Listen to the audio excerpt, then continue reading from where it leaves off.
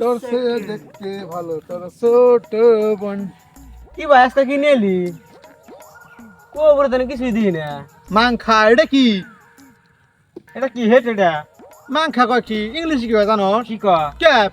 দেশের আলু আতাই হ্যাঁ আতা নাবি না এটা। কে ভাই আতা না মানে কে এর একটা গোমর আছে। কি কুমার ভাই তুই এই হেড মাথায় নিয়ে না হ্যাঁ 50 ডিগ্রি রোদ মধ্যে যাস, হ্যাঁ তার মাথায় এত গরম হবো না।